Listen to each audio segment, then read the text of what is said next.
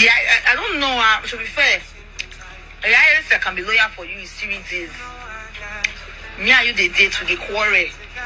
And also to you not come beg me, not when the highest I feel promise you say I not go give up like 2 or 3 days. You see that woman, I don't blame on my mentor.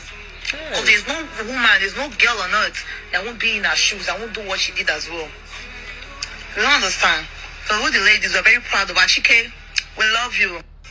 With all due disrespect, Auntie, go sit your ass in the corner. You see, it's women like you that give women a bad name and a bad reputation. You actually sat down with your full chest, or you stood up with your full chest and spilled this bullcrap. When you speak about you and what you would do, speak for yourself. Do not say all women, because we do not think in the mud like you do. Do not disrespect women in this manner. We have been struggling for years to have a voice and have a say-so in living, and it's cockroaches like you that actually come and disrespect womanhood. Now let's get into the story, because we've now finally heard from the wife. Now, a lot of people yesterday, when I made my analysis, they said, oh, you haven't heard the side of the lady. You haven't heard this. Now that you have heard the side of the lady, does it change absolutely anything? Are we going to now say immorality is not immorality because she was abused? I speak from a place. I was in a relationship for 11 years, and everything this woman described, I went through. And I promise you, in all that time, the only thing I had on my mind is, how do I get out of this situation with my full self, not being broken or not being physically hurt? How do I get out of this situation without in turn me being the one that inflicts a certain permanent hurt on the person? That's the only thing I was thinking about.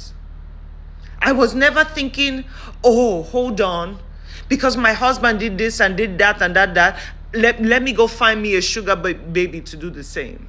That has never been the thought of a woman in an abusive relationship. Let's be very clear.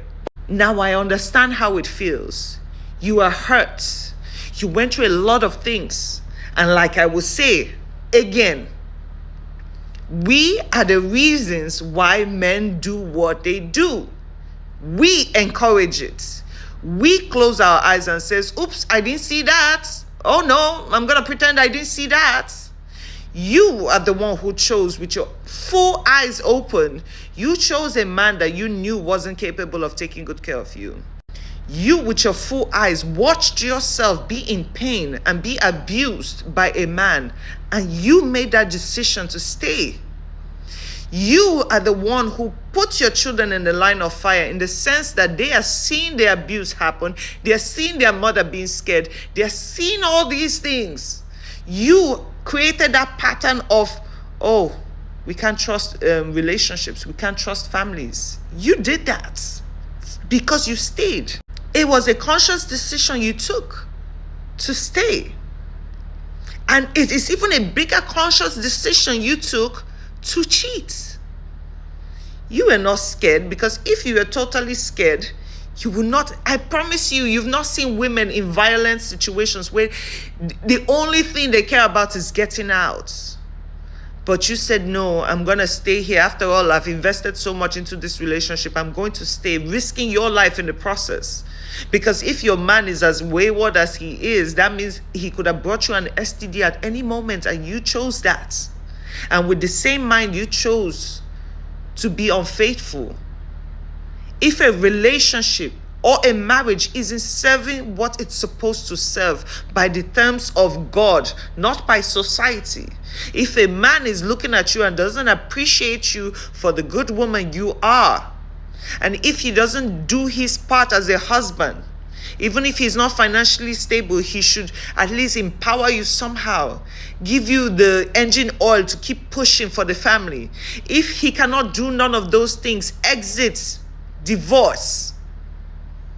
Unfortunately, we even live in a society like Nigeria that will blacklist and black shame a woman for stepping out.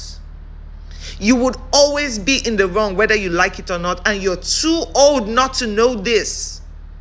You're too old. Other people will tell me, why don't you talk about Frank? Frank knows exactly. Frank is a narcissist who knows exactly what he did.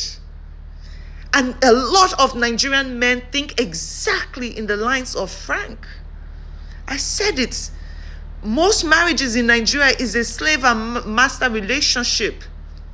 Majority of the men in Nigeria know exactly what is right or wrong, but they close their eyes to it and say, nope, na me marry am with my money, so she should take whatever abuse comes to her. It is not my place to correct men, because the world is created on power of men. It is for the good men that are in the crowd to educate and re-educate their fellow men. Because no man will ever listen to a woman, no matter how much she talks. It is you and your responsibility as fellow good men to educate the incompetent ones in the crowd. This is not about equality between man and woman. This is about love. This is about pure respect for another human being. We are not lesser than men because we have a VJJ in the middle. We are not. This is about just having humanity. You know exactly how you should treat women, but you choose not to. So I would not waste my time educating men on how to treat a woman as a human being. I would not waste my time. Not even in the animal kingdom it's done. The lion is the king of the jungle. He always will be.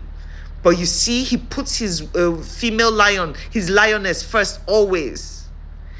He messes up, she smacks him. He plays too rough with the children, she smacks him. Does he fight her back? No, he doesn't. Because he understands that both of them have different forms of authority in that union. You want me to come and teach a grown man how to act like a human being? I will waste my time. Instead, I would educate women on how to stand up for themselves and know when to exit a situation that isn't benefiting them mentally. That's what I'm here for. That little skroyonyon called her a role model. What is she teaching you? What is she teaching you? Immorality? You made a conscious decision to do what you did. You think the public wouldn't, they will castigate you because this is what they know how to do. You could have left with your head up high. You chose not to. Why? Only God knows. And apparently now we're even hearing, I don't know how true it is, because even the Chike, I don't know. I think I might have heard songs of his in passing, but I don't know anything about him. Apparently he has a girlfriend. You disrespect your relationship. You people think that it is only when you get to marriage you start showing respect. You learn it from when you're in your relationships. That's where you see who is a real true man. But you're a wuss.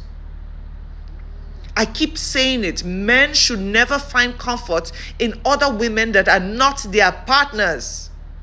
Learn to speak to your wife. Learn to listen to your wives. If you have a fetish and you have a thing you like, learn to do it with your wives or your partners.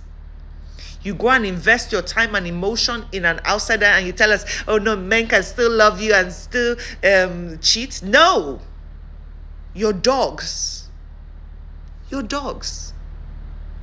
There is no man that can say he loves a woman and still disrespect the woman, whether it's openly or hidden. It doesn't exist. Those are lies you tell yourself so you can sleep well at night. Pick the people you love and learn how to respect them before you get into a union. What is immoral is immoral. There is no if, buts about it. You mess up, we point it out. Don't let these young people in this new generation trick you to think that you did something right. You didn't, my darling. You didn't. You messed up yourself and your kids. You did.